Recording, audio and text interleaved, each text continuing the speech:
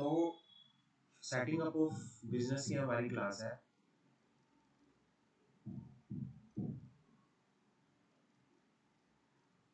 और इसमें हम चैप्टर कर रहे हैं financial service organisation.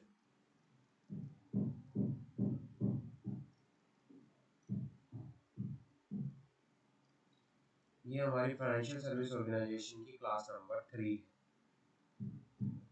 Last class में हमने बेनिफिट भी पढ़े थे, क्या होते हैं, डिफरेंस पढ़ा था, एक एनबीएफसी और बैंक का डिफरेंस होता क्या है। आज का टॉपिक हमारा होगा incorporation of NBFC.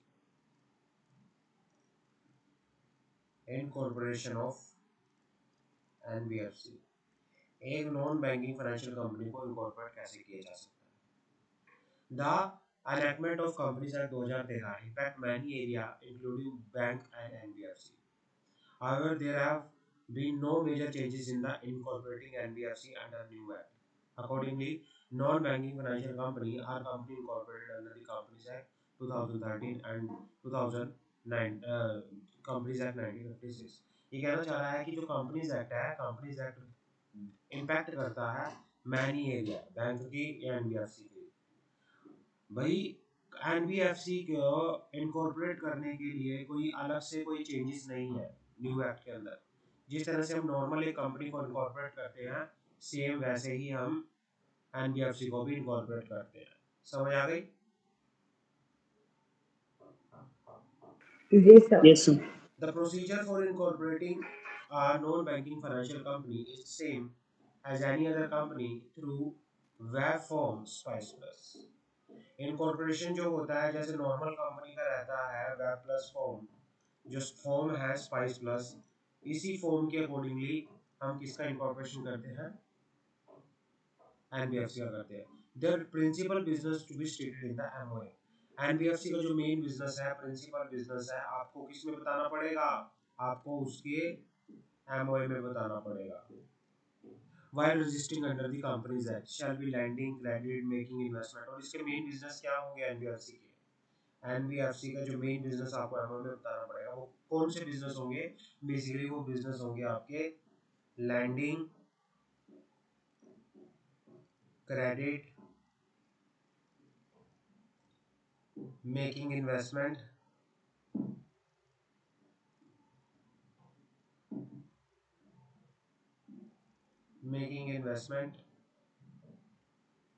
Leasing, hire purchase,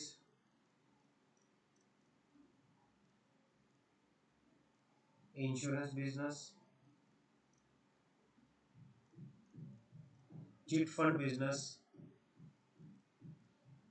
etcetera. तो ये क्या होंगे। अगर आपको कोई पूछे कि इनकॉर्पोरेशन कैसे होता है, incorporation of NBFC as per companies act होता है, the procedure is same as a incorporation of a normal company. Principal business of the NBFC have to be stated in the MOA. और main business of the NBFC are leasing, financing, investment, insurance, chit fund. ये सारे के सारे क्या है, इसके एक तरह से बिजनेस है। क्लियर है? अब आता है हमारे पास registration process with RBI. RBI के पास भी, अब जैसे ये एनबीएफसी है, नॉन बैंकिंग फाइनेंशियल कंपनी, तो इसको क्या करना पड़ता है, आरबीआई के पास भी रजिस्ट्रेशन कराना पड़ता है। आरबीआई के पास भी रजिस्ट्रेशन विद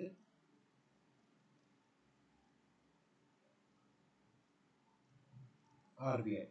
अब आरबीआई के पास रजिस्ट्रेशन कराने का प्रोविजन हम बात करते हैं। Section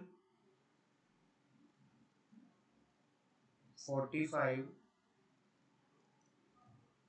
IA of the RBI Act 1934 क्या कहता है ये, no banking financial company shall commence any commence or carry on any business of non banking financial institution।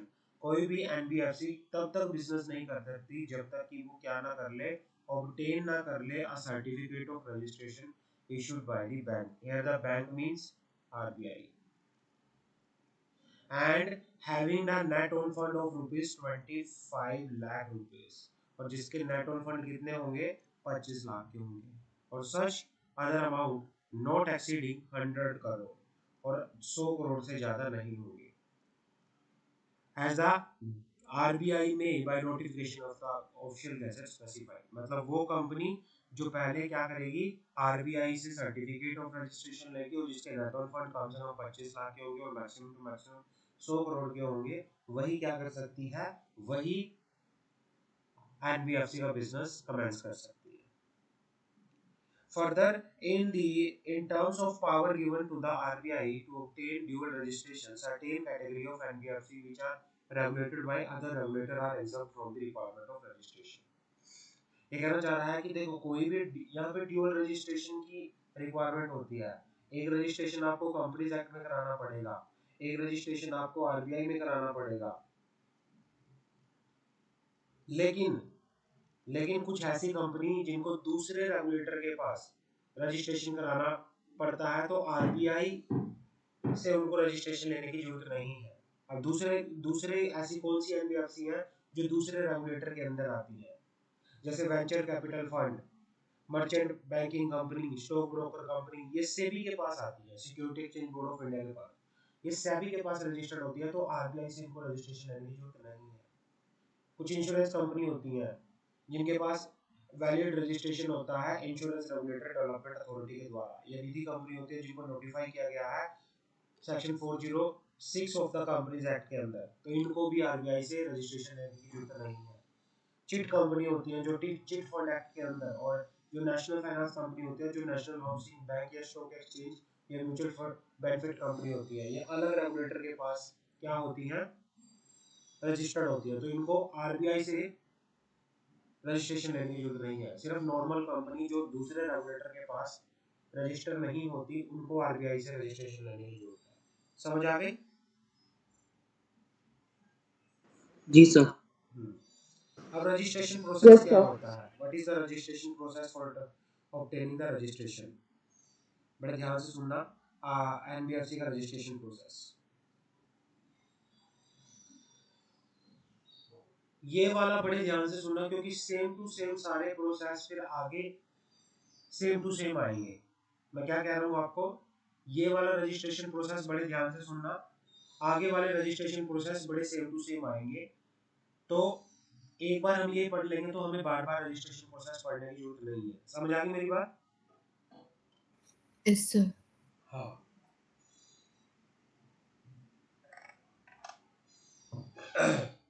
Registration process,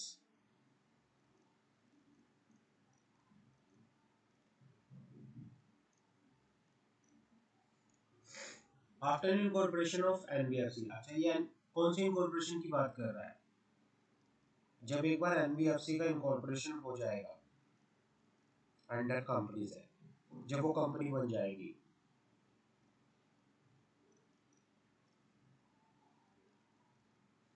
after incorporation of the company NBFC must obtain certificate of registration. NBFC को क्या करना पड़ेगा? NBFC must obtain certificate of incorporation registration. Certificate of registration कहाँ से लेगी? RBI से। ये RBI से लिया जाएगा। Before apply for the registration the company should ensure the following. Registration के अप्लाई करने से पहले कंपनी को कुछ चीजें ध्यान में रखनी पड़ेगी। It should have minimum one director from NBFC background और senior banker as full time director in the company। NBFC के अंदर एक कम से कम ऐसा डायरेक्टर होना चाहिए जिसके पास प्रॉपर NBFC का बैकग्राउंड होना चाहिए या कोई सीनियर बैंकर होना चाहिए। वो फुल टाइम क्या होगा? डायरेक्टर होगा NBFC का। एक NBFC का क्लीन सिविल रिकॉर्ड होना चाहिए। और तीसरा, understanding of NBFC finance business. भाई एनबीएफसी के पास फाइनेंस बिजनेस की, एनबीएफसी की एक अच्छी अंडरस्टैंडिंग होनी चाहिए। ऐसा नहीं है कि कोई भी ऐसे बिजनेस कर रहा है, भाई आपके पास एक अच्छा एक्सपीरियंस होना चाहिए। Every non-banking financial company shall make an application for registration to the bank. Bank means RBI. In such form has been specified. The bank, for the purpose of considering the application for registration, may require to be satisfied by an inspection of books of account of NBFC और otherwise the following condition fulfilled. RBI क्या कर सकता है, जब एक बार आपके पास RBI के पास application आई तो एप्लीकेशन में वो ऊपर क्या करेगा, अपने आप को सेटिस्फाई करने के लिए एनबीएफसी की बुक्स ऑफ अकाउंट्स को भी क्या कर सकता है, बुक्स को भी इंस्पेक्ट कर सकता है। और कौन सी कंडीशन फुलफिल होनी चाहिए, नंबर 1, कुछ कंडीशंस हैं जो सर आरबीआई, हाँ जी, सर सर ये सारा प्रोसेस आफ्टर इनकॉर्पोरेशन में होगा ना? आफ्टर इनकॉर्पोरेशन, जब आरबीआई के पास आप रजिस्ट्रेशन के लिए जाओगे। क्लियर है? क्लियर है सर। कंपनीज एक्ट में तो आपकी कंपनी बन जाएगी, लेकिन आपको करना है नॉन बैंकिंग फाइनेंशियल बिजनेस का काम, तो फिर आपको करना पड़ेगा आरबीआई से सीधे का सीधा कांटेक्ट। और वो आरबीआई पे एप्लीकेशन लगाने से पहले कुछ आपकी एलिजिबिलिटी क्राइटेरिया होता है, कुछ कंडीशंस होती हैं जो आपको फुलफिल करनी पड़ेगी। तो ये कंडीशंस हैं आपकी। कंडीशन क्या है, non banking financial company is or shall be in position to pay it is present on future depositor in full as and when their claim active. कि भाई एक नॉन बैंकिंग फाइनेंशियल कंपनी के पास, जैसे bank के पास क्या होता है, पैसा होता है, हम अपना पैसा डिपॉजिट करते हैं, कभी भी निकलवाना चाहें तो बैंक हमें ये नहीं कह सकता कि अभी हमारे पास पैसा नहीं है, कल आना, नहीं, अब बैंक को तभी निकाल के देना पड़ेगा। तो ऐसे ही एनबीएफसी के केस में है, डिपॉजिटर की करंट और फ्यूचर जो डिपॉजिटर्स हैं उनके क्लेम को रिपे करने के लिए कंपनी के पास पैसा होना चाहिए। दूसरा, affair of the non banking financial company are not being or likely to be conducted in a manner detrimental to the interest of present और फ्यूचर डिपॉजिटर। भाई एनबीएफसी का काम इस तरह से नहीं होना चाहिए कि भाई वो किनके इंटरेस्ट के खिलाफ है, डेट्रीमेंटल का मतलब है against, against to the interest of present and future depositor. NBFC का जो बिजनेस है वो प्रेजेंट और फ्यूचर डिपॉजिटर के इंटरेस्ट के अगेंस्ट नहीं होना चाहिए। समझ आ गई?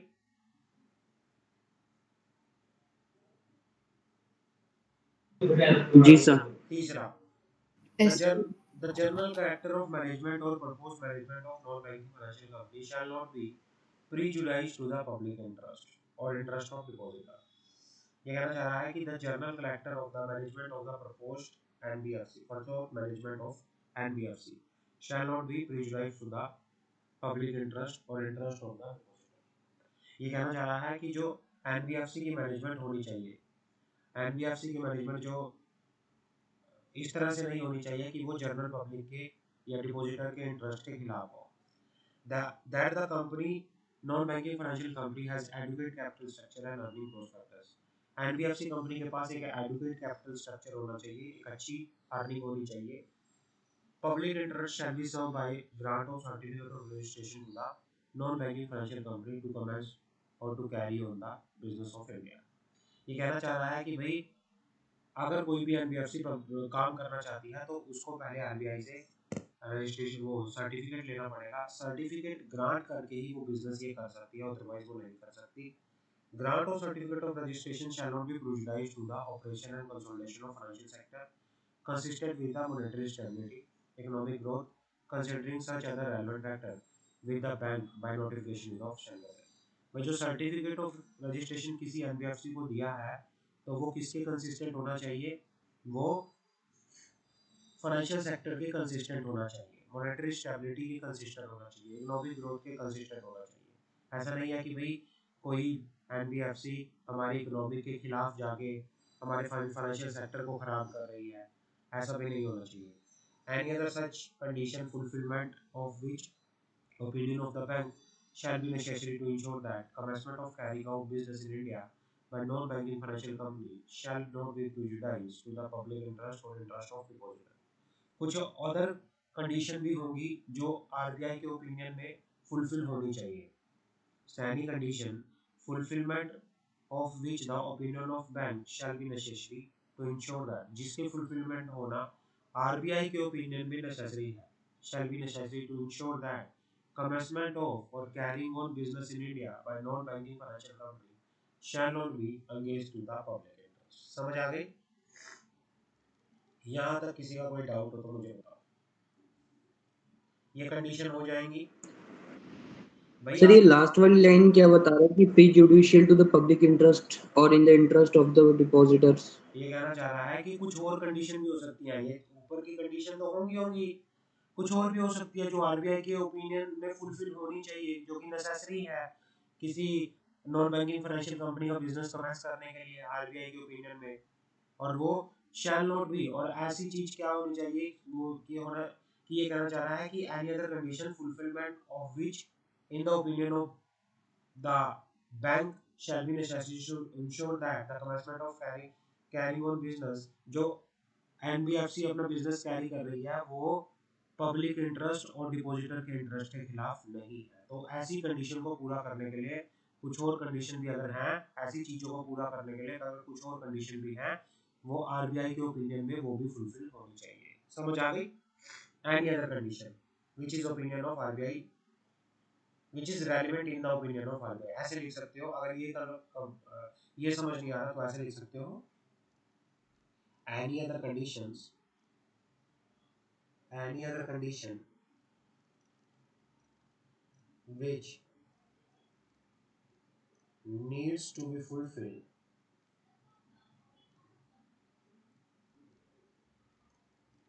in the opinion of RBI। Clear है? क्लियर है सर। तो समझ आ जाएगा। पहले तो उनके पास एडवोकेट फंड होना चाहिए। जी सर क्लियर है। दूसरा, भाई उनके इस तरह से काम नहीं होने चाहिए ताकि वो, मतलब उनके काम जो है, उनका फेयर जो है एनबीएफसी का डिपॉजिटर के इंटरेस्ट के खिलाफ नहीं होना चाहिए। मैनेजमेंट जो है वो पब्लिक इंटरेस्ट के खिलाफ नहीं होनी चाहिए। कंपनी के पास एडवोकेट कैपिटल होनी चाहिए, अर्निंग प्रोस्पेक्ट होना चाहिए। कोई भी काम अगर पब्लिक इंटरेस्ट में एनबीएफसी करना चाहती है तो वो तभी कर सकती है जब उसे एक सर्टिफिकेट ऑफ रजिस्ट्रेशन मिलेगा। और जो ये grant of certificate of registration किया गया है वो operation and consolidation of financial sector के अगेंस्ट नहीं होना चाहिए, मॉनेटरी स्टेबिलिटी के कंसिस्टेंट होना चाहिए, इकोनॉमिक ग्रोथ के कंसिस्टेंट होना चाहिए, और such other relevant factor which the bank may by notification in the official gazette specified. और last, any other condition which needs to be fulfill in the opinion of RBI. Clear है? जी sir. आगे बढ़ते हैं, yes sir clear है। आगे बात करते हैं।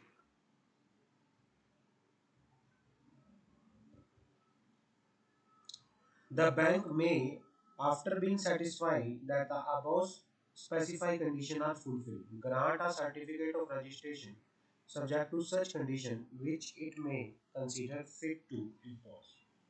तो यहाँ पे क्या है कि जब आरबीआई के पास एप्लीकेशन आ जाएगी, आरबीआई को लगा कि भाई ऊपर वाली सारी कंडीशन फुलफिल हो रही है, तो उसको क्या कर सकता है, सर्टिफिकेट ऑफ रजिस्ट्रेशन दे सकता है। लेकिन सर्टिफिकेट ऑफ रजिस्ट्रेशन देते टाइम भी आरबीआई क्या करेगा, प्रॉपरली कंडीशन और भी कंडीशन इंपोज कर सकता है। The bank cancel certificate of registration granted to non banking financial company under this section if such company, RBI के पास पावर है कि वो सर्टिफिकेट ऑफ रजिस्ट्रेशन जो ग्रांट किया गया है एनबीएफसी को, उसको कैंसिल भी कर सकता है अगर NBFC cease to carry on business, NBFC ने अपना बिजनेस कैरी करना बंद कर दिया।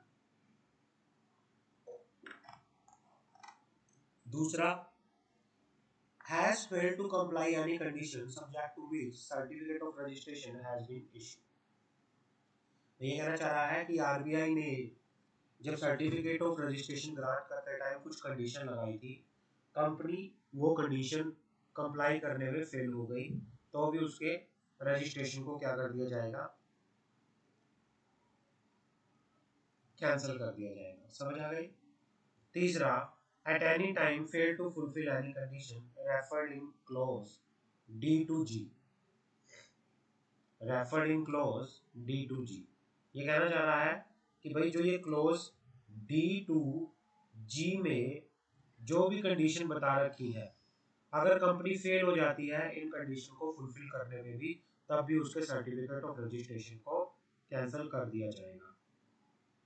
Fail to comply with the direction issued by the RBI, fail to maintain account in accordance with the requirement of law or the any direction or order issued by the bank, fail to submit or offer inspection its books of account relevant document when so demanded by the inspection authority of the bank।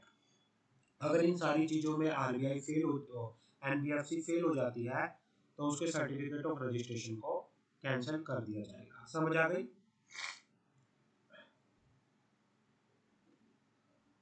Yes, sir. जी sir. जी sir.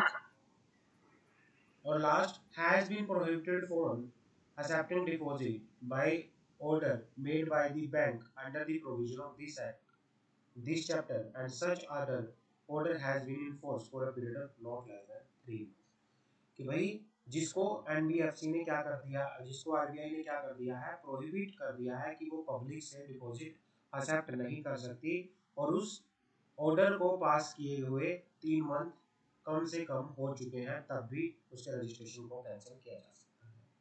उसके बाद आ जाओ, provided that before cancel certificate of registration on the ground that non-banking financial company has failed to comply with the provision of clause 2 or failed to fulfill any condition referred in clause 3, the bank, unless it is opinion that the delay in cancelling the certificate of registration shall be prejudicial to public interest or interest of the depositor or non-banking financial company, shall give opportunity of being heard on the such term has made bank specify for taking necessary step to comply such term। मतलब ये कहना चाह रहा है simple before cancelling the certificate of registration, before cancelling the certificate of registration,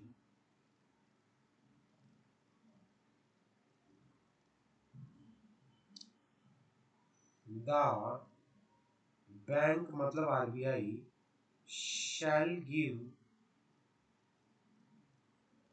an opportunity of being heard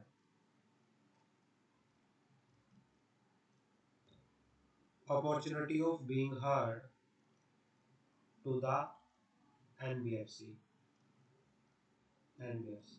समझ आ गई कि भाई किसी भी नॉन बैंकिंग फाइनेंशियल कंपनी के सर्टिफिकेट ऑफ रजिस्ट्रेशन को कैंसिल करने से पहले वो कारण बताए जाएंगे, अपॉर्चुनिटी ऑफ बीइंग हर्ड दी जाएगी कि हमने आपका रजिस्ट्रेशन क्यों कैंसिल किया है, और आप अगर इसके बारे में कुछ कहना चाहते हो तो आप कह सकते हो। समझ आ गई? तो ये सारी चीजें आप यहाँ तक कर सकते हो। This is the cancellation of certificate of registration. समझ आ गई? क्लियर है? Yes sir, clear. Now procedure for filing application with the RBI. कोई भी एनबीएफसी आरबीआई के पास जब रजिस्ट्रेशन कराने के लिए जाएगी तो प्रोसीजर क्या रहेगा एप्लीकेशन लगाने का? गौरी समझ आ रहा है आपको? Yes, sir. Procedure for filing application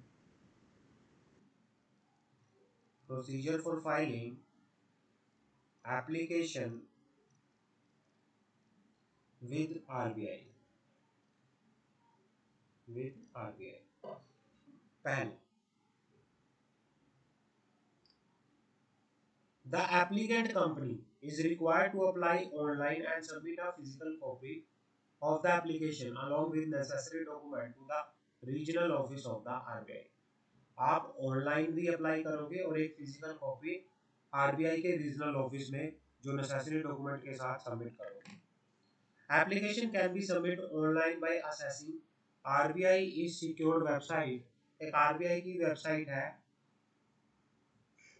ये cosmos.rbi.org.in, यहाँ पे जाके आप एप्लीकेशन लगा सकते हैं।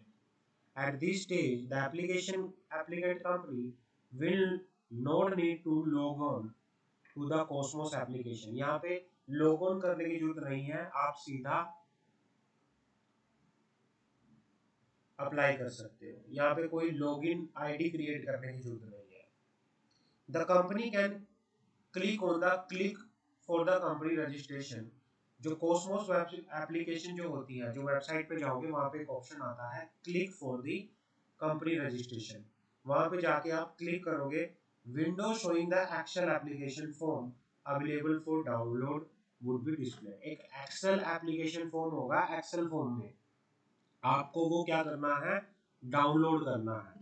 The company can then download suitable application form from the above website, key in the data and upload the form.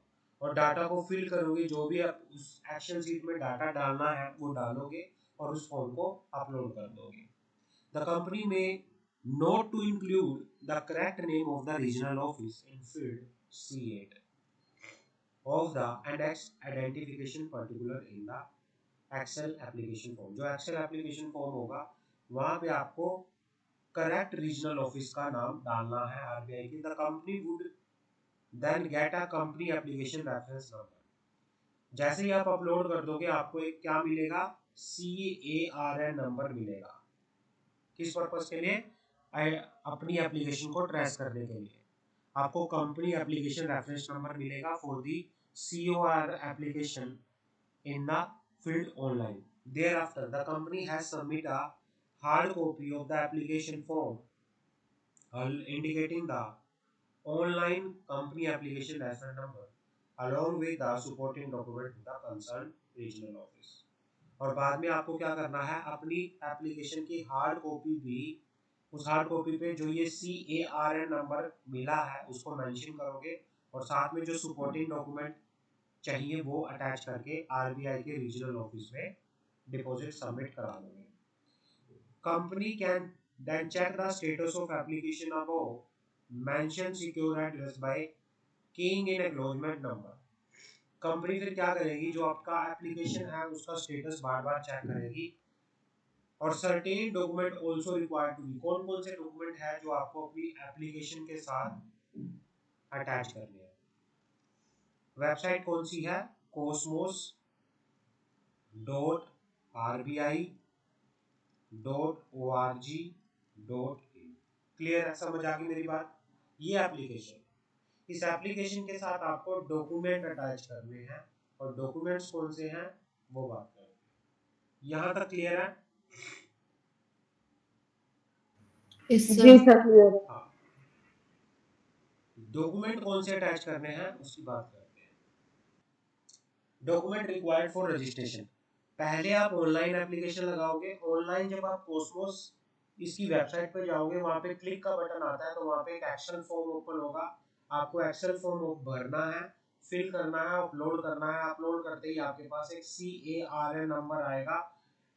उसके बाद आपको हार्ड कॉपी जो आपकी है उसको उसके अंदर CARN नंबर मेंशन करके उसको फिल करके जो आपको हार्ड कॉपी है साथ ही साथ आपको सपोर्टिंग डॉक्यूमेंट के साथ आरबीआई में रीजनल ऑफिस के अंदर सबमिट करनी है. और कौन कौन से डॉक्यूमेंट लगेंगे, certified copy of certificate of incorporation, certificate of commencement of business in case of public limited company, certified copy of abstract of only the main object clause in MOA relating to the financial business. मतलब ये कहना चाह रहा है, पहला तो certificate of incorporation, certificate of commencement of business, MOA की copy, board resolution की copy. Board resolution state that company is not carrying on NBFC activity, या फिर कंपनी स्टॉप कर देगी NBFC activity and will not carry on any NBFC activity before getting registration from the RBI. Board resolution में ये बताया जाएगा कि company कोई भी अभी जब तक आरबीआई से रजिस्ट्रेशन नहीं आ जाता कोई भी एनबीएफसी एक्टिविटी कैरी नहीं कर रही या फ्यूचर में कैरी नहीं करेगी जब तक कि हमें आरबीआई से रजिस्ट्रेशन नहीं मिल जाए. The UIB in the group where the director hold substantial interest or otherwise has not accepted any public deposit in the past, does not hold any public deposit as on the date and will not accept the same in the future. भाई company के अंदर जो सब director हैं जिनका substantial interest है उन्होंने किसी भी तरह से कोई पब्लिक डिपॉजिट को एक्सेप्ट नहीं किया था और ना ही वो आगे जब तक कि रजिस्ट्रेशन हो जाता कोई पब्लिक डिपॉजिट एक्सेप्ट करेंगे. The company has formulated fair practice code. उन्होंने एक फेयर प्रैक्टिस कोड फॉर्मुलेट किया हुआ है as per RBI guidelines. The company has not accepted public deposit. Company public deposit accept नहीं करेगी. The company has not accepted public deposit in past, does not hold any public fund, has on the date and will not accept the same in the future without the approval of the RBI. समझ आ गई?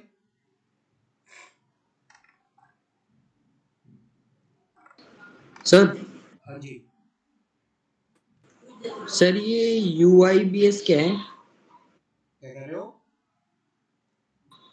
Sir ये second point जो है, the UIBS in the group where the director hold subscription, ये वाला sir line समझाना।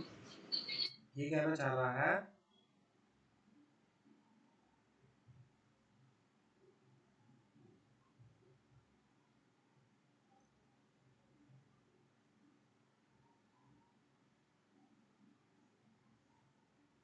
the UIBs in the group, the UIBs in the group, UIB का मतलब होता है एक तरह से ये अनसिक्योर्ड इंटरेस्ट बेनिफिट, एक तरह से ये होता है। यूआईबी की फुल फॉर्म होती है unsecured interest benefit, unemployment interest benefit in the group. जो कई जो जिनका मेन जैसे कुछ यूआईबीज होती हैं जो बेसिकली क्या होती हैं, इंश्योरेंस बिजनेस से रिलेटेड होती है। Unemployed insurance benefits in the group. आपका कोई एनबीएफसी का ग्रुप है और उनमें कोई यूआईबीज है जहां पर डायरेक्टर ने कोई भी अनएम्प्लॉयड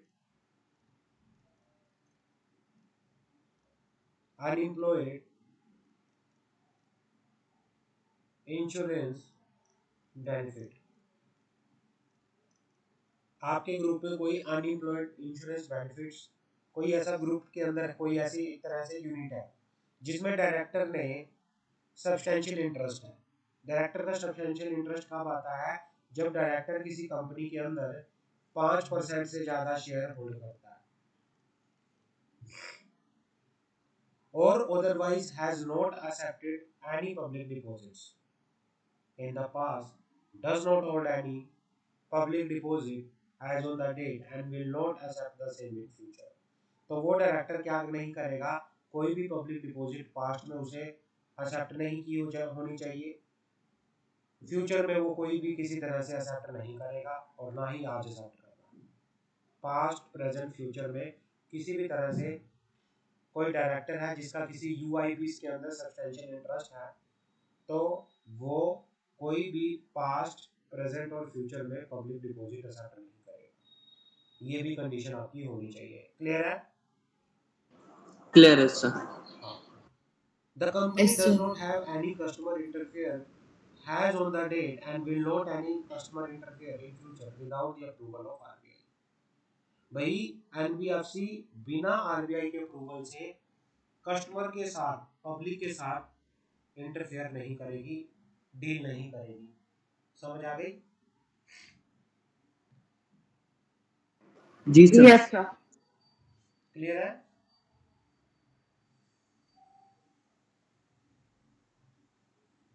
एनी डाउट? जी sir, clear. No, sir. और क्या क्या डॉक्यूमेंट जाएंगे? Copy of fix deposit receipt and banker certificate of no lien indicating the balance in the support of नेटो and NOF net on fund. Net on मतलब ये कहना चाह रहा है कि भाई कोई किसी बैंक का सर्टिफिकेट या एफडी कॉपी ऑफ एफडी या बैंक सर्टिफिकेट लिया जाएगा जिसमें ये बताया जाएगा कि जो कंपनी के नेट ऑन फंड है, नेट ऑन फंड के ऊपर किसी भी तरह की कोई लीन नहीं है, मतलब किसी भी तरह की कोई सिक्योरिटी नहीं है, नेट ऑन फंड फ्री है कंपनी के। समझ आ गई?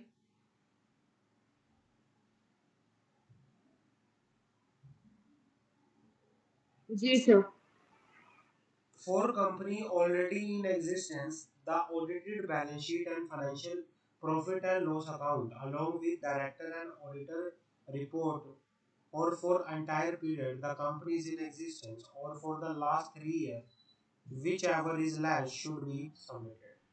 ये कहना चाह रहा है साथ में कंपनी अपनी बैलेंस शीट भी देगी, प्रॉफिट एंड लॉस अकाउंट भी देगा, डायरेक्टर रिपोर्ट भी दी जाएगी और ऑडिटर रिपोर्ट भी दी जाएगी, या तो पूरे पीरियड के लिए जितना कंपनी को एग्जिस्टेंस हो चुका है या फिर कम से कम 3 साल, विच एवर इनमें से जो सा लेस होगा उस पीरियड के लिए भी दिया जाएगा।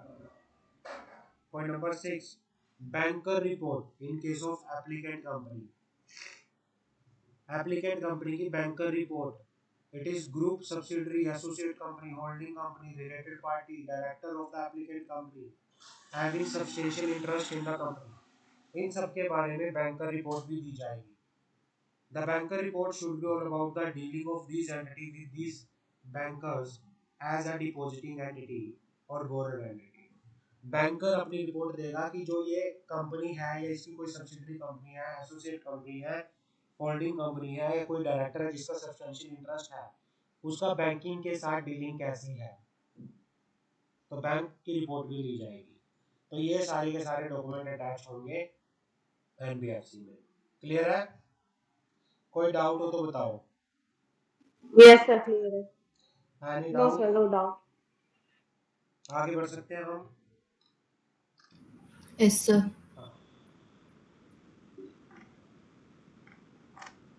अब हमारे पास आता है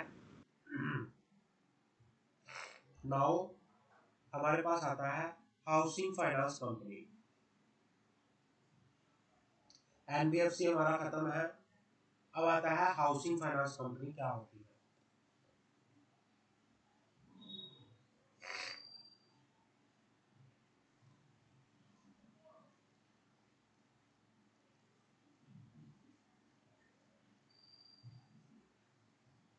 हाउसिंग फाइनेंस कंपनी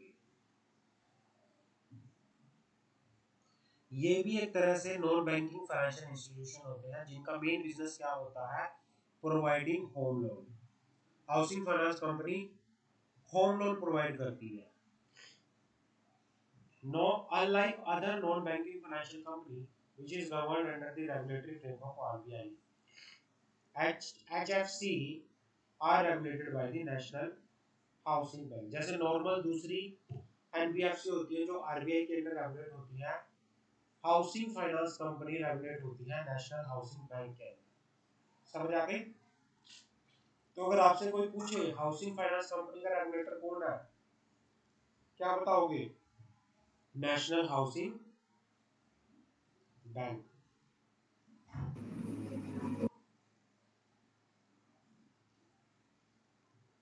समझ आ गई? क्लियर है?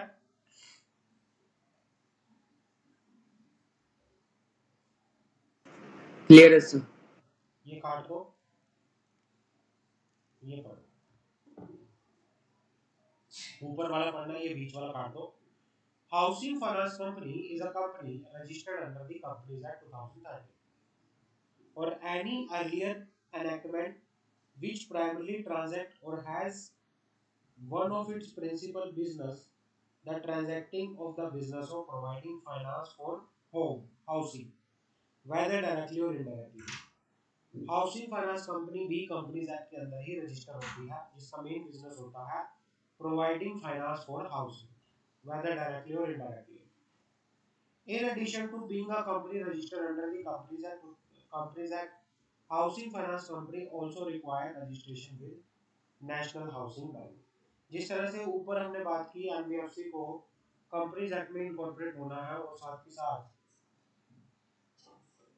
आरबीआई में आरबीआई में रजिस्ट्रेशन कराना है, ऐसे ही हाउसिंग फाइनेंस कंपनी को इनकॉर्पोरेट होने के लिए नेशनल हाउसिंग बैंक के पास भी रजिस्ट्रेशन कराना पड़ेगा इस बिजनेस को करने के लिए, for commencing carrying on business. National Housing Bank was set up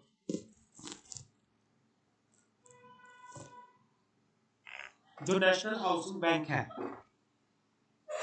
national Housing Bank has been set up for commencing carrying on business housing bank। The National Housing Bank was set up under the National Housing Bank Act 1987। Housing finance company are governed by the said act। Circular guidelines notification direction issue by the national Housing bank. तो मतलब ये वही बात कहना चाह रहा है कि नेशनल हाउसिंग बैंक एक कंपनी है जो कंपनीज एक्ट के अंदर इनकॉर्पोरेट हुई है, जिसका मेन बिजनेस हाउसिंग फाइनेंस का है, और जिसको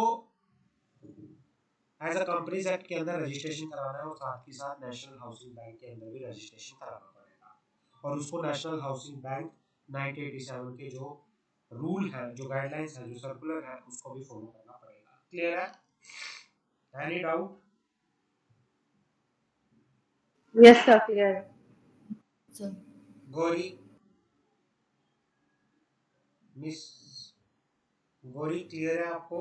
No, sir. Clear. Okay, Yes, sir.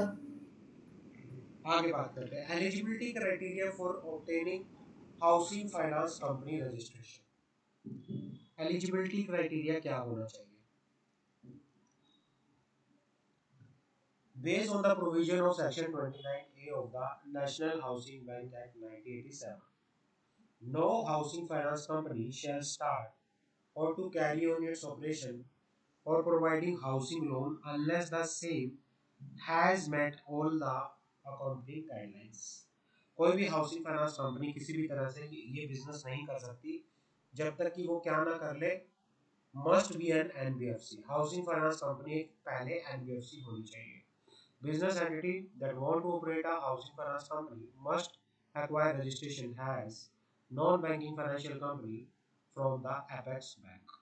Net on fund, एक हाउसिंग फाइनेंस कंपनी का नेट ऑन फंड कम से कम 20 करोड़ का होना चाहिए, 20 crore. Therefore, an application need to satisfy applicant need to satisfy the requirement of net on fund obtaining the housing finance company registration.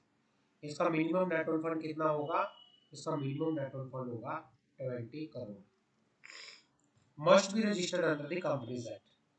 Said company required to satisfy the requirement of private company under the companies Act, कि एक private company की तरह incorporate होगी under the companies Act. Housing finance company, housing finance activity, housing finance activity as object clause. It is the last but the major requirement that the object of the company mention of the finance, housing loan and other commercial com, वो ये कहना चाह रहा है कि main business क्या होगा इसका। ऑब्जेक्ट क्लोज में हाउसिंग फाइनेंस कंपनी को क्या बताना पड़ेगा? It is the last but the most important requirement of all that the object of this type of company must mention for financing home loan, housing loan. Housing loan को finance करने का main business इनका होता है and commercial complexes. Besides providing finance, the said company must also have the predictions of earning. ये एक NBFC होनी चाहिए जिसके net on fund 20 crore minimum होने चाहिए। Companies Act as a company register होनी चाहिए अंडर द कंपनीज एक्ट, और इसकी हाउसिंग फाइनेंस ऑब्जेक्ट इसका मेन होना चाहिए। क्लियर है? यहाँ तक कोई डाउट हो तो मुझे Yes, sir. Any doubt? No, sir. Same No, चीज sir. वही की वही। Management operation of the company must act in the good faith and interest of the public and the consumer. That mean that means they need to work in the public interest. एक housing finance company जो है काम करेगी in the public interest, public interest. उसके बाद the regulatory power of housing finance company was transferred from National Housing Bank to RBI by the central government with effect from no 9th of August 2019। जो regulatory power थी 9 अगस्त 2019 में national Housing bank से transfer होकर अब ये भी किसके under आते हैं? ये भी आरबीआई के अंडर आ रही है। It has further submitted that RBI would regulate the framework for HFC and determine the extent to which the rule can be subject to HFC। समझ आ गए? क्लियर है? तो 9th day of August 2019 को क्या हुआ था? Regulatory power national Housing bank से transfer करके किसको कर दी थी, आरबीआई को कर दी थी। क्लियर है? Yes, sir. हाँ, ये काट दो। नेशनल हाउसिंग कंपनी होता क्या है? A company incorporated under the companies act that fulfill the, ये आपसे पूछा जा सकता है definition of housing finance company. अब हाउसिंग फाइनेंस कंपनी की मेन डेफिनेशन क्या है? वो कंपनी जो इनकॉर्पोरेटेड होती है अंडर द कंपनीज एक्ट और जिसकी कुछ कंडीशंस होती है। पहला, जिसका कम से कम 60% ऑफ टोटल एसेट्स, जो कौन से बिजनेस में यूज हो रही हैं, फाइनेंसिंग फॉर द हाउसिंग, उसमें यूज हो रही है। Out of total assets not less than 50% should be way of housing finance for individual.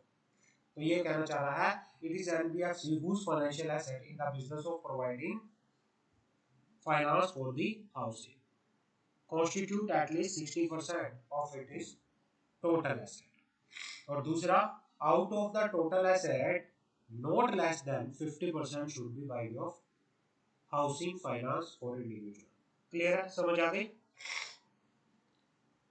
Clear है सर। हाँ, Yes, sir. इंडिविजुअल का मतलब कि Yes, sir. नेचुरल पर्सन, कि भाई कम से कम जो इसकी एसेट है, टोटल एसेट का 50% यूज किया जाएगा नेचुरल पर्सन को हाउस लोन देने में, और बाकी ओवरऑल नेचुरल पर्सन कंपनी वगैरह सबको मिला के इसकी टोटल एसेट का कम से कम 60% उनको हाउस फाइनेंस करने में यूज होगा। क्लियर है? कोई डाउट? No, sir. हाँ, आगे बात करते हैं। No, sir. आगे बात करते हैं हाउस फाइनेंस होता क्या है। Definition of house finance. House finance means financing for purchase, construction, reconstruction, renovation, repair of residential dwelling unit, which include loan to individual, group of individual, including cooperative society for construction, purchase of new dwelling unit, loan to individual or group of individual for purchase of old dwelling unit। dwelling unit मतलब किसी residential property को purchase करने में, construction करने में। Loan to individual, group of individual for purchasing old new dwelling unit by mortgaging existing dwelling unit.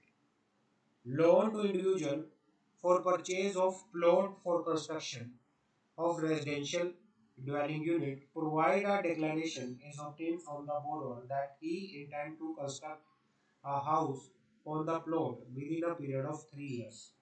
Loan to individual or group of individual for renovation, reconstruction of existing dwelling unit. Lending to public agencies, including state housing board for construction of dwelling unit. Loan to corporate government agency for employee housing. Loan for construction of education, health, social culture, and other institution centers which are part of housing project and which are necessary for the development of settlement or township.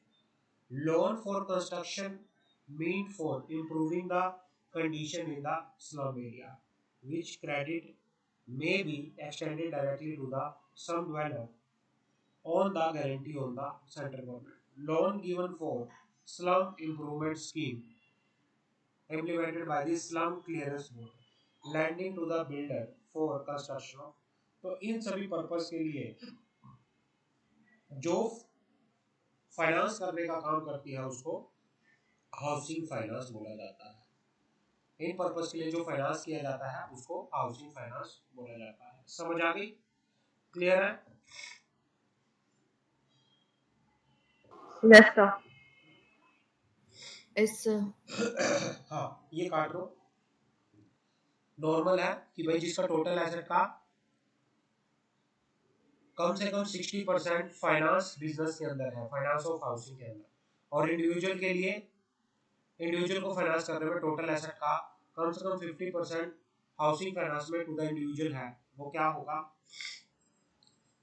Housing, उसको housing finance company बोला जाएगा। Clear है? समझ आ गई? Yes, sir. कोई clear है sir. कोई doubt? Clear. No doubt, sir. Company के नेट ऑन फंड कम से कम कितने होने चाहिए? 20 करोड़ के होने चाहिए। तो यहाँ पे भी ये भी काट दो, net on fund requirement simply है, minimum net on fund 20 crore के होना चाहिए। तो ऊपर हमने पढ़ लिया था कंडीशन में, इसको बार बार नहीं पढ़ेंगे, तो ये काट दो, इतना इंपॉर्टेंट नहीं है। अब आ जाओ बेनिफिट क्या है। बेनिफिट क्या है इनकॉर्पोरेटिंग अ हाउसिंग फाइनेंस कंपनी, किसी हाउसिंग फाइनेंस कंपनी को इनकॉर्पोरेट करने के बेनिफिट क्या है। पहले बात करते हैं among the financial service housing finance create employment both directly और इनडायरेक्टली। पहले तो ये क्या करता है, क्रिएट करता है एम्प्लॉयमेंट।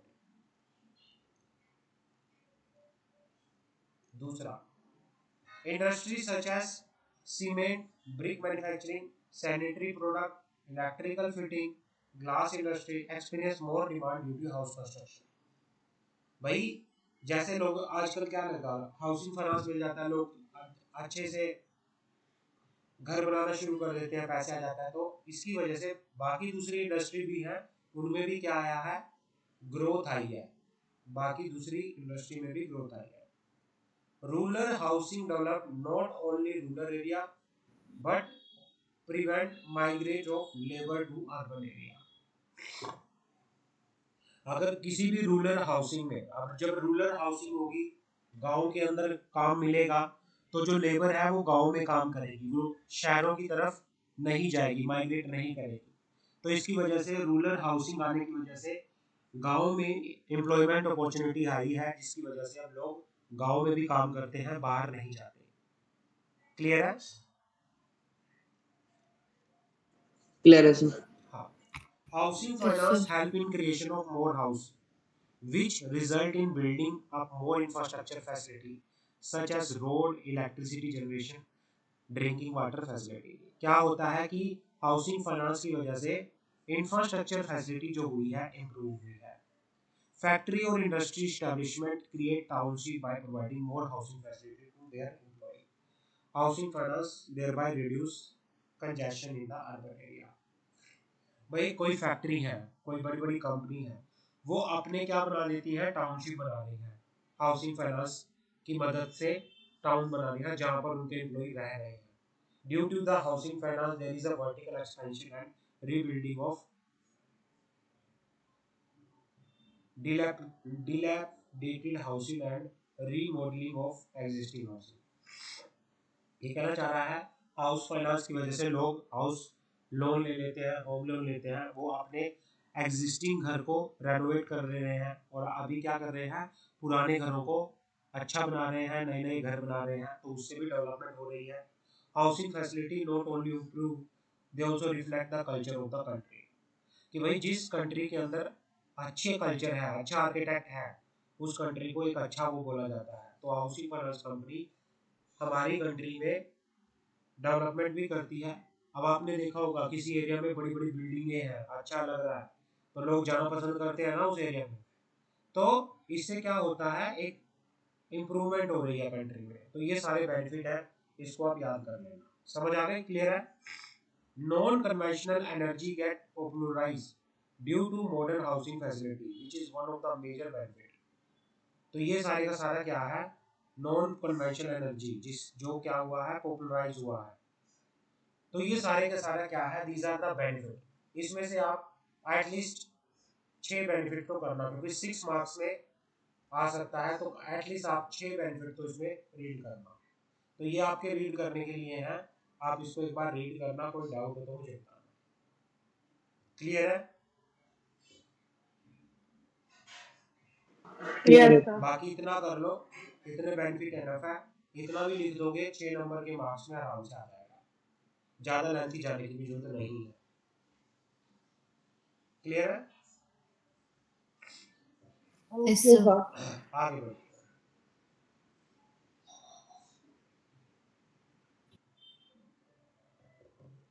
हाउसिंग फाइनेंस कंपनी का रजिस्ट्रेशन प्रोसेस क्या है? बिल्कुल सेम है जो हमने ऊपर पढ़ा था, आरबीआई वाला पढ़ा था एनबीएफसी के टाइम पे, सेम टू सेम है। बस यहाँ पर जहाँ पर आरबीआई आ रहा है, वहां पर आ जाएगा नेशनल हाउसिंग बैंक। बाकी ऑलमोस्ट क्या है, सेम है। Following procedure must be follow by the applicant for housing finance company registration. आपको क्या करना है, कंपनी को एप्लीकेशन फॉर्म डाउनलोड करना है एक हाउसिंग फाइनेंस कंपनी रजिस्ट्रेशन के लिए। आपको कौन सी वेबसाइट पे जाना है, nhb.org.in। all the document attached along with the application. The demand draft in favor of NHB also must be attached. This must be sent to the head office of the NHB. बस ये थोड़ा थोड़ा सा difference है, बाकी same रहेगा। NBH would check the authenticity of application. If document provided are sufficient, then National Housing Bank would go ahead and register the housing finance company. The procedure for incorporating a house finance company is the same as of other company. बिल्कुल same है। National Housing Bank, after satisfying itself on the fulfillment of the following condition, provide under subsection 29, subsection 4 of the section 29A of the National Housing Bank 1987 may grant certificate of registration. बाकी जो ये है बिल्कुल same to same है, same to same जो आपने ऊपर पढ़े है ना एनबीएफसी वाले कंडीशंस, सेम टू सेम है। लग रहा है ना same to Yes, same. sir. जहां पे बस ऊपर एनबीएफसी आ रहा था, यहाँ पे हाउस फाइनेंस कंपनी आएगा।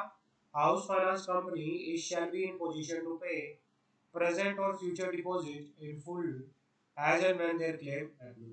ये पढ़ा था आपने, पढ़ा था या नहीं पढ़ा था ऊपर? जी sir. Affair of the Yes, sir. house finance company are not are not are not or being likely to be conducted in a manner which is detriment to the interest of present and future depositor। पढ़ा था या नहीं पढ़ा था?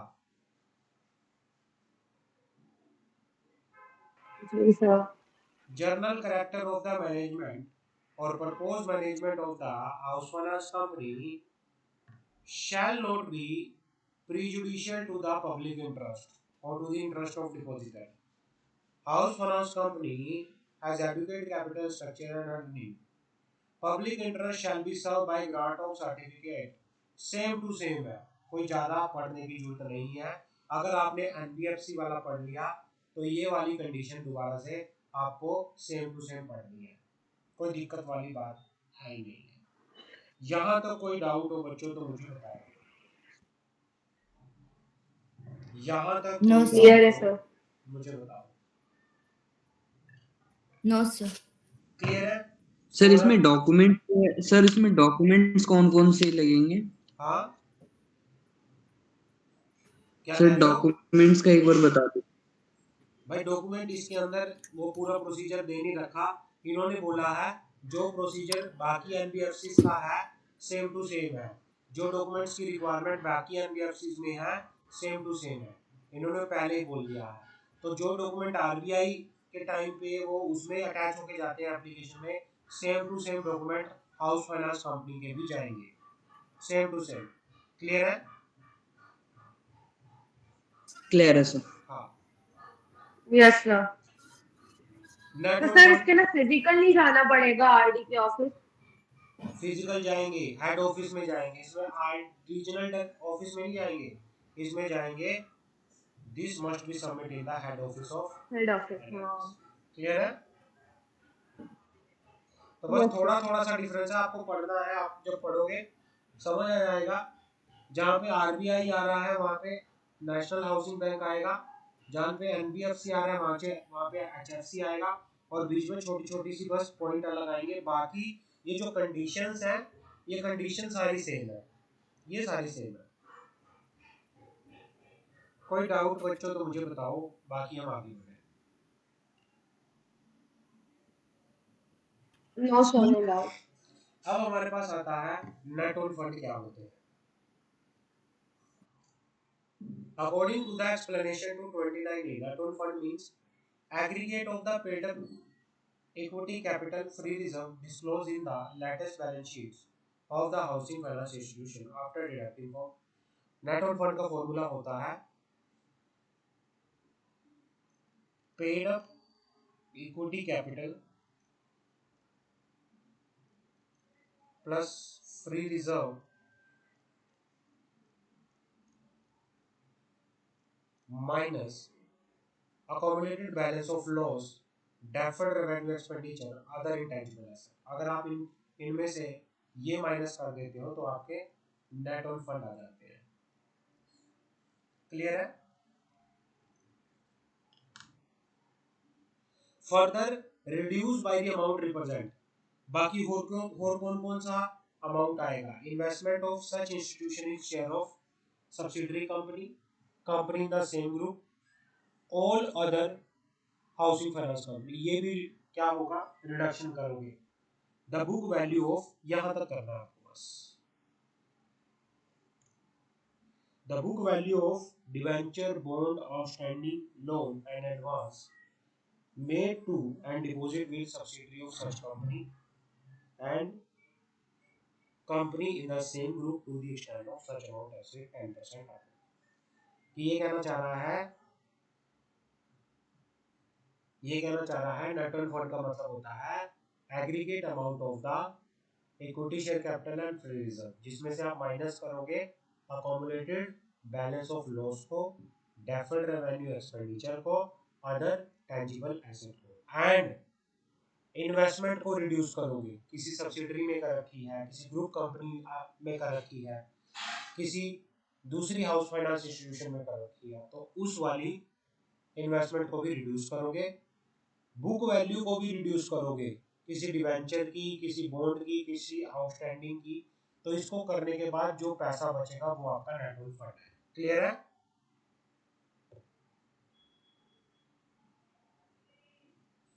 जी sir. जी sir. हमने वो पढ़ा था कैंसलेशन, एनबीएफसी का कैंसलेशन पढ़ा था कि किस किस रीजन की वजह से एक एनबीएफसी का रजिस्ट्रेशन कैंसिल किया जा सकता है। पढ़ा था या नहीं पढ़ा था? Yes sir. हाँ, Yes, sir. जी सर। सेम टू सेम वैसे ही है। अगर वो भी लिख लोगे सारे का सारा सेम टू सेम है। इन्होंने कोई बिजनेस कैरी करना बंद कर दिया, या फिर इन्होंने किसी नेशनल हाउसिंग बैंक के प्रोविजन को फॉलो नहीं किया, या इन्होंने कोई बुक्स ऑफ अकाउंट्स जो कि नेशनल हाउसिंग बैंक ने इनको डायरेक्शन दी गई थी उसके अकॉर्डिंगली मेंटेन नहीं किया, जो इन्होंने कोई भी बुक्स ऑफ अकाउंट, कोई भी बुक जो आरबीआई ने ऑर्डर किया था सबमिट करने के, जो सॉरी नेशनल हाउसिंग बैंक ने इनको बोला था सबमिट करने के लिए, इन्होंने नहीं किया इंस्पेक्शन करने के पर्पज से। और अगर किसी एनबीएफसी को, अगर किसी हाउसिंग फाइनेंस कंपनी को एनबीएफसी के द्वारा डिपॉजिट एक्सेप्ट करने के लिए प्रोहिबिट किया गया था और उसको कम से कम 3 महीने हो चुके हैं, तो उनके रजिस्ट्रेशन को कैंसिल कर दिया जाएगा। तो ये सेम टू सेम है। तो हमारा एनबीएफसी और हाउसिंग फाइनेंस कंपनी ये क्या हो चुका है? कंप्लीट हो चुका है। दो चीजें हमारी इसमें कंप्लीट हो चुकी है। दो चीजों में कोई डाउट तो मुझे बताओ।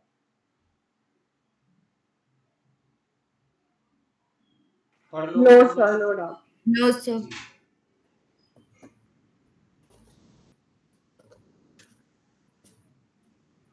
अब हमारे पास आता है थर्ड पॉइंट,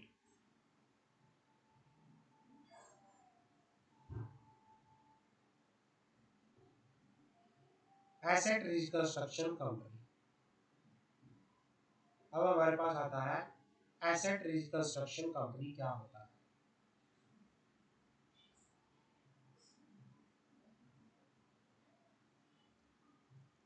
एसेट रिकंस्ट्रक्शन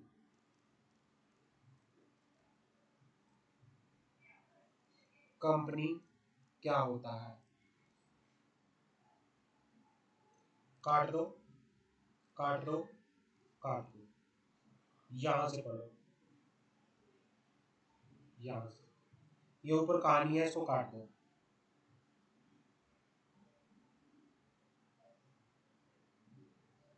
यहां से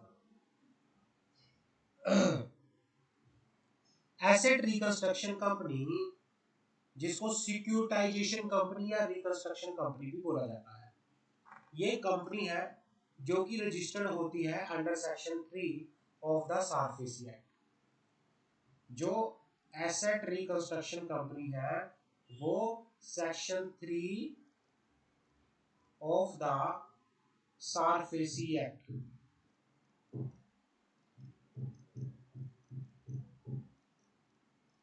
2002 के अंदर इनकॉर्पोरेट होती है। समझ आ गई?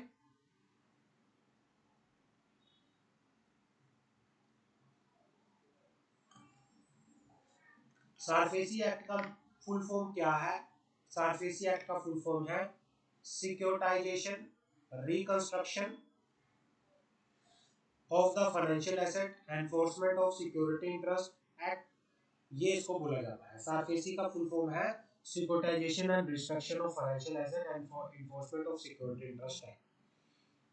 जो एसेट रिकंस्ट्रक्शन कंपनी है ये रेगुलेट की जाती है bye the RBI.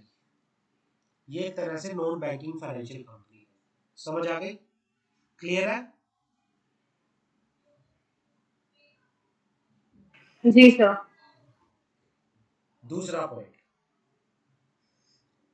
Asset reconstruction company किस पर्पस के लिए बनाई जाती है? Asset reconstruction company has been set up to provide focus approach to non performing loan resolution by, bank से किसी ने लोन ले रखा है लेकिन उसने लोन रीपे नहीं किया, तो एक टाइम बाद जब लोन रीपे नहीं होता तो बैंक उसको नॉन परफॉर्मिंग लोन में डाल देता है, उसको नॉन परफॉर्मिंग एसेट में डाल देता है।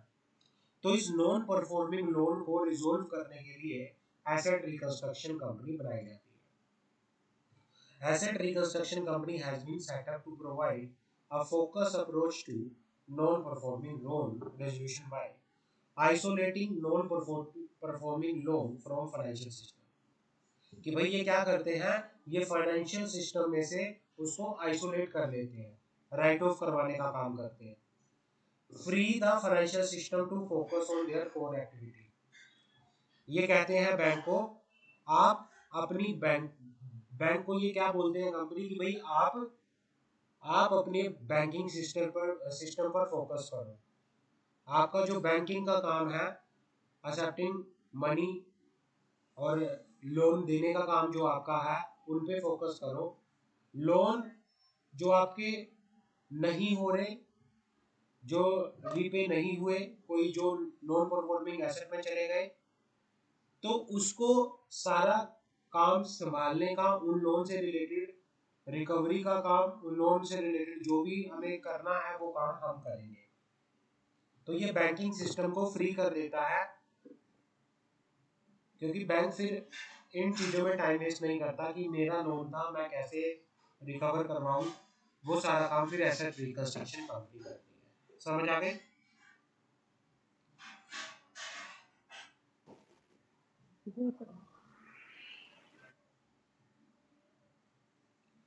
क्लियर है?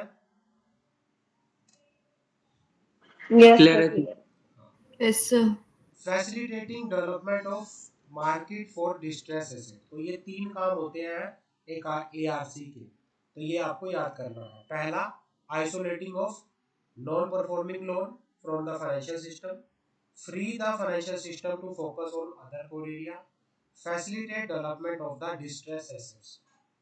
तो ये इसके बारे में बात करता है। As per the RBI notification number this, ARC perform the following function. ARC के काम क्या होते हैं? Acquisition of financial asset, financial asset को एक्वायर करना, चेंज और टेक ओवर ऑफ मैनेजमेंट। भाई अगर कोई किसी बोरोवर ने लोन रीपे नहीं किया तो एसेट रिकंस्ट्रक्शन कंपनी क्या करती है, उस बोरोवर के बिजनेस को टेक ओवर कर लेती है, उसकी मैनेजमेंट को अपने कंट्रोल में कर लेती है। रीशेड्यूलिंग ऑफ डेट, डेट को रीशेड्यूल करने का काम, enforcement of security interest, settlement of due करने का काम यहाँ पे तो ये आप इतना यहाँ पे पढ़ लो। समझ आ गई? ये काम होते हैं एक एसेट रिकंस्ट्रक्शन कंपनी के। क्लियर है?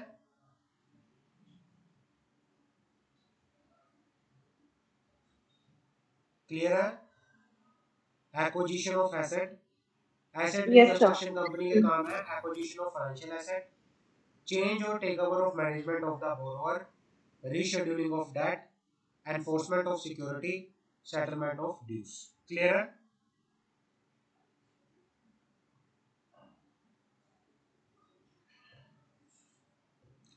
अब आगे बढ़ते हैं। Asset reconstruction company are created to manage and recover non-performing asset acquired from the banking system। ये कहना चाह रहा है, मान लो बैंक ने किसी मिस्टर ए को 500 करोड़ का लोन दे रखा था, इसने पे नहीं किया, बैंक इसको नॉन परफॉर्मिंग एसेट में डाल देता है। अब ये नॉन परफॉर्मिंग एसेट बन जाती है बैंक की। तो ये एसेट रिकंस्ट्रक्शन कंपनी क्या करती है? एसेट रिकंस्ट्रक्शन कंपनी इनको कहती है, भाई जो ये आपकी नॉन परफॉर्मिंग 500 करोड़ की एसेट है, ये हमें दो, हम संभालते हैं इसको, हम देखते हैं इसको। तो भाई ये 500 करोड़ फिर नॉन परफॉर्मिंग एसेट एआरसी ये ले ले। तो ये क्या करते हैं, जो भी तरीका अपनाया जाए इस फाइनेंशियल एसेट के ऊपर, उससे पैसा रिकवर करना है, उनकी मैनेजमेंट को टेक ओवर करना है, सेटलमेंट करनी है, जो भी काम करना है, फिर ये एआरसी कंपनी करके यहाँ पर चलती है। समझ आ गई?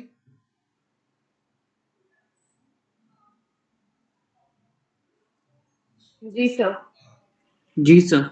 Asset reconstruction company are created to manage and recover non-performing assets acquired from the banking system. Asset reconstruction company are act as a bad bank by isolating non-performing assets from the balance sheet of the bank financial institution facility. The latter two concentrate in the banking। ये क्या करती हैं? ये non performing assets को बैंकों से purchase कर लेती है, ताकि बैंक जो है अपने नॉर्मल बैंकिंग एक्टिविटी पे फोकस कर सके, वो ये लोन रिकवरी के चीज़ों में टाइम वेस्ट ना करे। वो एसेट रिकंस्ट्रक्शन कंपनी अपने हिसाब से करती है। तो ये होता है। समझ आ गई? क्लियर है? तो यहाँ तक आप इसको पढ़ लो। Yes, sir. तो जो जी मेन सर। काम है आप यहाँ तक इसको पढ़ लो। तो जिनके ये मेन काम रहते हैं एक एसेट रिकंस्ट्रक्शन कंपनी के। एसेट रिकंस्ट्रक्शन होता क्या है? क्या होता है एसेट रिकंस्ट्रक्शन? मीनिंग क्या होता है? When bank grant loan, advance and are involved lending, the bank has some right or interest in that transaction. When asset reconstruction take the bad asset, all such right interest are also transferred। Bank ने किसी को loan दिया, लेकिन इसने loan पे नहीं किया, bank के लिए ये बैड एसेट बन जाती है कि भाई ये मेरी बैड एसेट है। तो ये बैड एसेट कौन ले लेता है? एसेट रिकंस्ट्रक्शन कंपनी ले लेती है, बैंक से खरीद लेती है, और ये कहती है कि ये सारा रिकवरी का काम हम करेंगे। Asset reconstruction company then realise such right and interest. Financial institution can be our by financial restructure company is loan advance both grant other credit facility. एक asset reconstruction company financial assistant भी देके चलती है। तो ये होता है asset reconstruction का काम। सिक्योरिटाइजेशन क्या होती है? When asset reconstruction company acquire financial asset, a kind of security receipt, and issue to the qualified buyer, this security receipt means a undivided interest in the financial asset। जब एक asset reconstruction company किसी financial asset को acquire करती है, तो उसे बोला जाता है सिक्योरिटाइजेशन। समझ आ गई? जब एक एसेट रिकंस्ट्रक्शन कंपनी किसी फाइनेंशियल एसेट्स को एक्वायर करती है, और वो फाइनेंशियल एसेट क्या है, एक काइंड ऑफ सिक्योरिटी रिसिप्ट है issue to the qualified buyer, जो इशू की जाती है एक क्वालिफाइड बायर को, तो उसे बोला जाता है। और जब ये सिक्योरिटी रिसिप्ट कौन परचेज करता है, एसेट रिकंस्ट्रक्शन कंपनी, तो उसे बोला जाता है सिक्योरिटाइजेशन। समझ आ गई यहां तक? क्लियर है? Yes, sir. Yes, sir. Benefit क्या होते हैं क्लियर है सर। एसेट रिकंस्ट्रक्शन कंपनी को इनकॉर्पोरेट करने के? बेनिफिट क्या होते हैं एक एसेट रिकंस्ट्रक्शन कंपनी को इनकॉर्पोरेट करने के? Has the cash realization activity for defaulting borrower is lengthy and cumbersome procedure. Relieving bank of burden of NPA will allow them to focus better managing the core business activity. भाई एक बार bank ने loan किसी को दे दिया तो loan recover करवाने का बहुत ही क्या होता है, लेंथी और बर्डन वाला काम होता है। और कई बार जब बैंकों के लोन ज़्यादा बढ़ जाते हैं, रिकवर नहीं कर पाते, तो बैंक की नॉन परफॉर्मिंग एसेट ज़्यादा हो जाती है, जिससे बैंक का काम जो है बढ़ जाता है। बैंक अपने नॉर्मल बैंकिंग सेक्टर पर फोकस नहीं करता। लेकिन एसेट रिकंस्ट्रक्शन कंपनी बैंकों का ये सारा बर्डन अपने ऊपर ले लेती है। बैंकों को बोलती हैं आप अपने नॉर्मल बिजनेस है, जो आपका नॉर्मल बैंकिंग काम है उसमें फोकस करो, जो ये लोन आपका नॉन परफॉर्मिंग एसेट में चला गया है ये हमें दे दो, हम सारे का सारा क्या करेंगे, रिकवरी का काम करेंगे। तो रिलीज द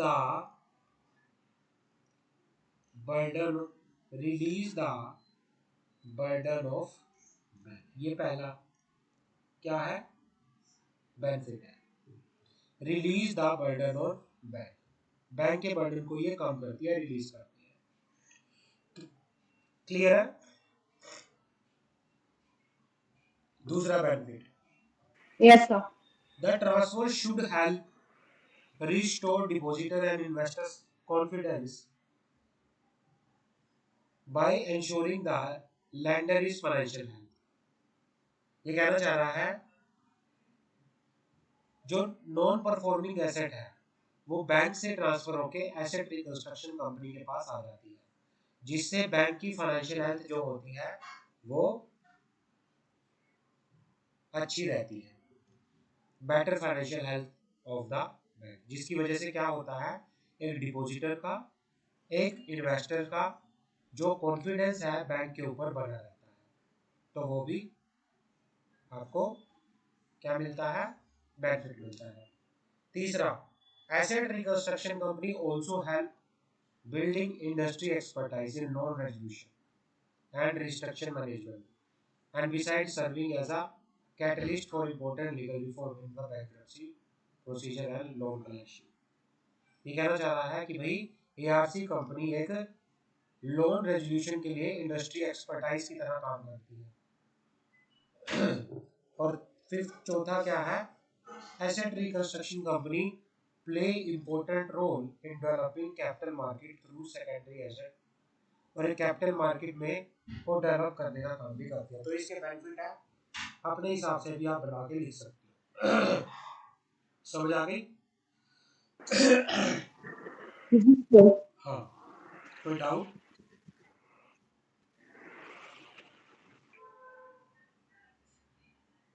तो सर इनका यही मेन काम होता है कि लोन का कलेक्शन करना, और कोई इनका कोई काम नहीं होता?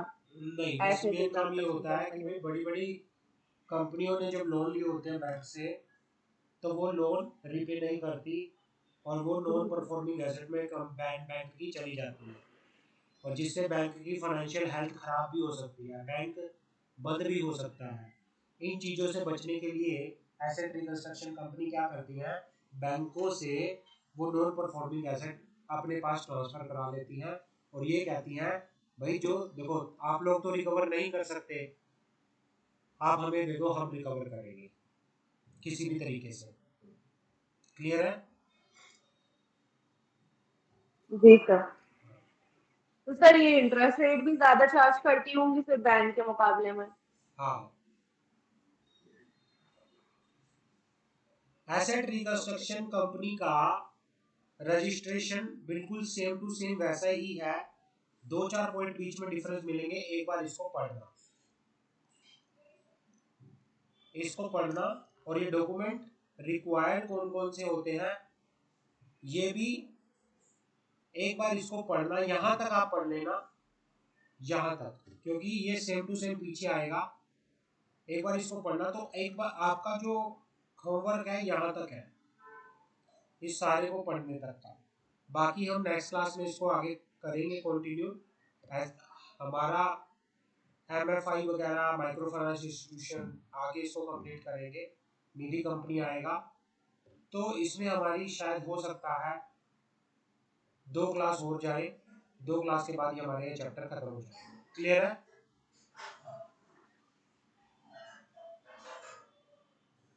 यस हाँ, क्योंकि लेंथी चैप्टर है तो आपको बड़े ध्यान से करना है, तो इसको आप यहाँ तक कर लेना। तो अभी इसमें हम इतना ही करेंगे क्योंकि लेंथी चैप्टर है, ऐसा ना हो कि आपके सिर के ऊपर से जाए ज़्यादा होने की वजह से। क्लियर है? सौरभ, जी सर। सर मिस्टर सौरभ समझ क्लियर है सर? मंशा, गौरी, हाँ जी सर, यहाँ तक आ गए। जी सर क्लियर है। understood. चलो। हमारा कंपनी लॉ में